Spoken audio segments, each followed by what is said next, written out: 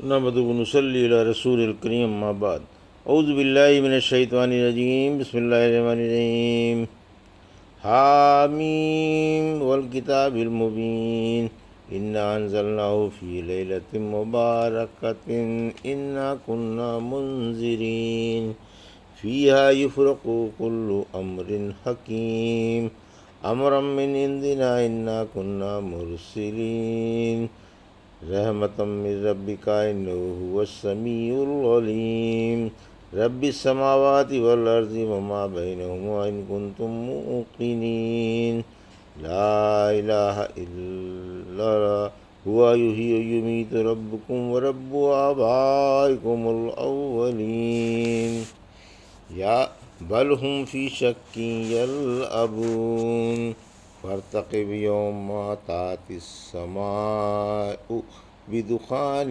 مبین یغشی الناس ھذا عذاب علیم ربنا اکشف عنا العذاب انا مؤمنون انا لهم الذکری وقد جاءهم رسول مبین ثم تولوا عنہ وقالوا معلم مجنون انا کاشف العذاب قلیلا انکم عائدون یوم نبطش البطشۃ الکبری انا منتقمون۔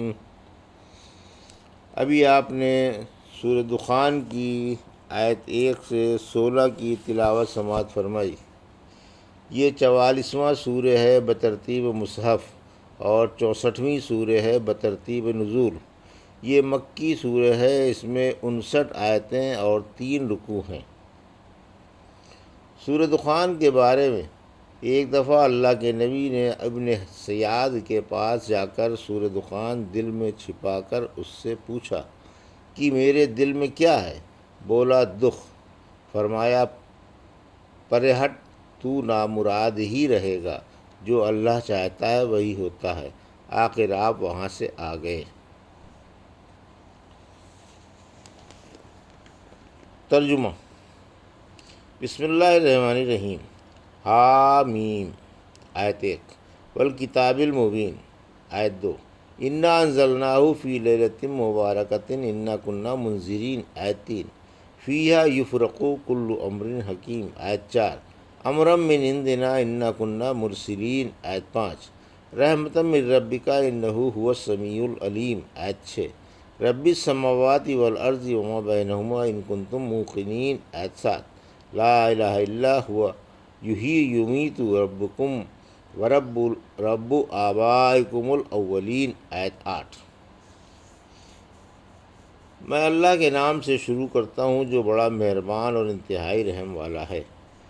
اس واضح کتاب کی قسم، ہم نے اسے برکت والی رات میں اتارا ہے، ہم ہی چوکنا کر دینے والے ہیں۔ اسی رات میں ہمارے حکم سے ہر حکمت والا کام طے کیا جاتا ہے۔ آپ کے رب کی مہربانی سے ہم ہی پیغمبر بنا کر بھیجتے ہیں۔ اللہ ہی خوب سننے والا اور خوب جاننے والا ہے، جو آسمان و زمین کا اور ان کی درمیانی چیزوں کا رب ہے۔ اگر تم یقین کرنے والے ہو، اس کے سوا کوئی حقدار عبادت نہیں۔ وہی جلاتا ہے اور مارتا ہے، اور وہی تمہارا اور تمہارے بزرگوں کا رب ہے۔ یہ تھا ترجمہ سورہ دخان کی آیت 1 سے 8 کا۔ تفسیر۔ آیت 1 حامیم، یہ حروف مقطعات ہے، اس کا معنی اللہ کو معلوم ہے۔ آیت 2 اللہ نے اس کتاب یعنی قرآن عزیز جو واضح بیان والی کتاب ہے، اس کی قسم کھائی اور اس کی عزت کو بلند فرمایا۔ آیت 3 قرآن شب قدر میں اترا، یعنی ہم نے قرآن عظیم کو برکت والی رات یعنی شب قدر میں اتارا۔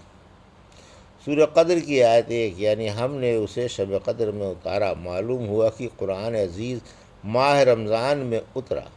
فرمایا سورہ بقرہ کی آیت 185 میں یعنی رمضان کا وہ مہینہ ہے جس میں قرآن عظیم اترا۔ حدیثوں سے معلوم ہوتا ہے کہ شب قدر رمضان کے آخری عشرے کی کسی طاق رات میں پڑتی ہے۔ پھر فرمایا ہم لوگوں کو جھنجھوڑنے والے ہیں، یعنی انہیں بھلائی برائی اور نیکی بدی معلوم کرا دیتے ہیں تاکہ حجت قائم ہو جائے، اور لوگ شرعی علم حاصل کر لیں۔ آیت 4، شب قدر کی خصوصیت، اس رات میں ہر پکی بات کا فیصلہ کر دیا جاتا ہے، یعنی ہر کام لوح محفوظ سے لکھنے والے فرشتوں کو دے دیا جاتا ہے، اور سال بھر کے تمام اہم کام جیسے عمر، روزی اور موت وغیرہ اسی رات میں طے پا جاتے ہیں۔ آیت 5، یعنی یہ سب کچھ ہمارے حکم سے ہوتا ہے، ہم ہی رسول بھیجتے ہیں تاکہ وہ اللہ کے احکام اللہ کے بندوں کو سکھائیں جس کی انہیں کمال حاجت ہے۔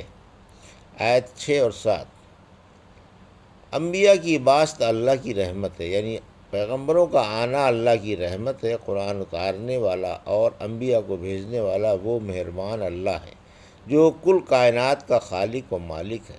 اگر یقین لانے کی جد و جہد کرو تو یقین لانے والے کافی مسائل موجود ہیں۔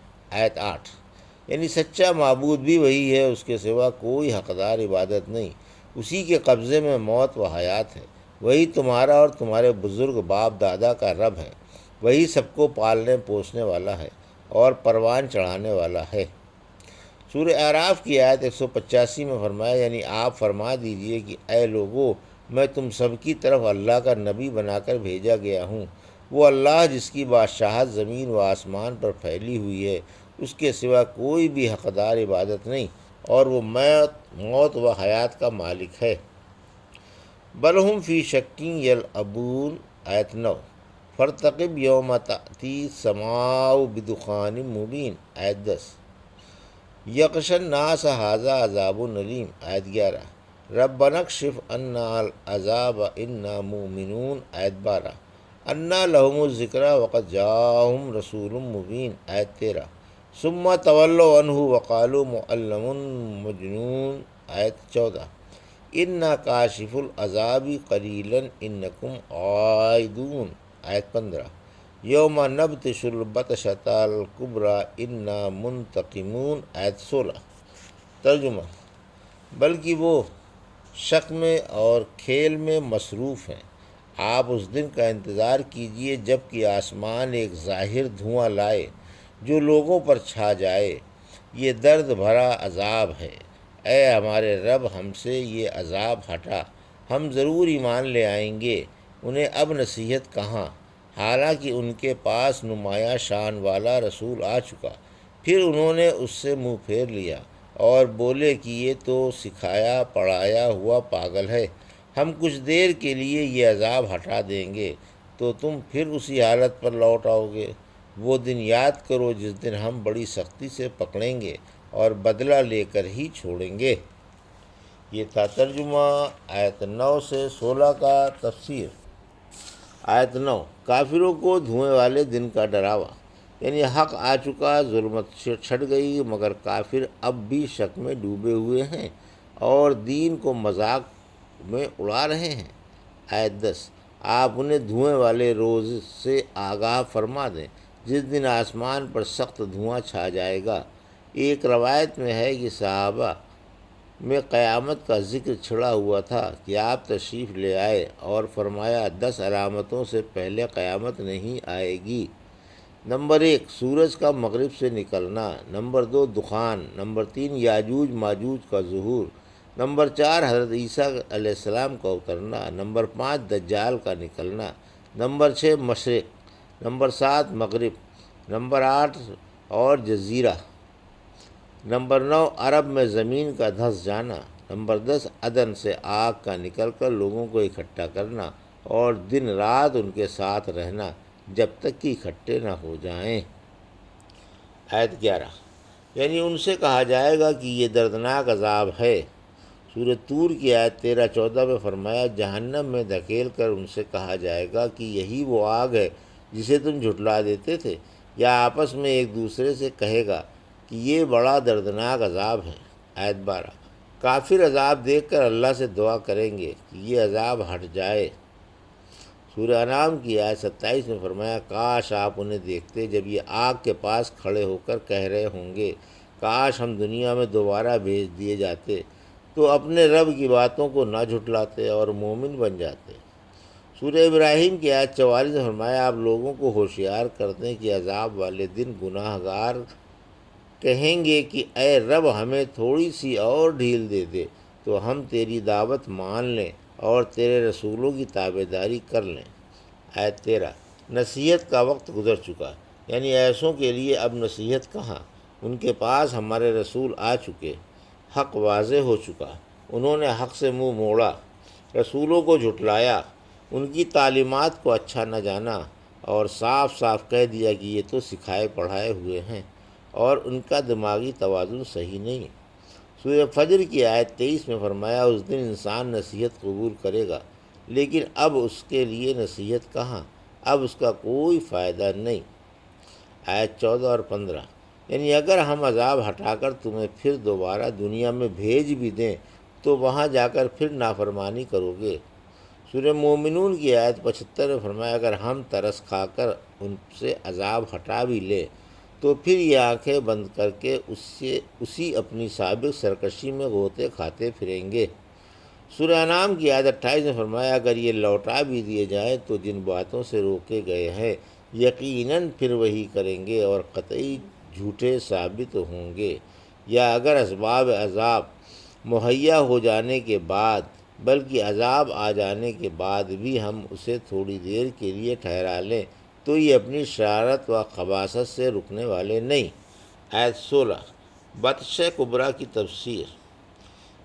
انکم عائدون سے مطلب اللہ کے عذاب کی طرف لوٹنا ہے، اور سخت پکڑ سے مراد قیامت کے دن کی پکڑ مراد ہے۔ ابن عباس۔ سخت پکڑ سے قیامت کے دن کی پکڑ مراد ہے۔ یہ تھا سورہ دخان کی آیت 1 سے 16 کا ترجمہ اور تفسیر جو بھی آپ نے سماعت فرمائی۔ بارک اللہ لی و لکم فی القرآن الحکیم و نفعنی وایاکم بآیات الذکر الحکیم۔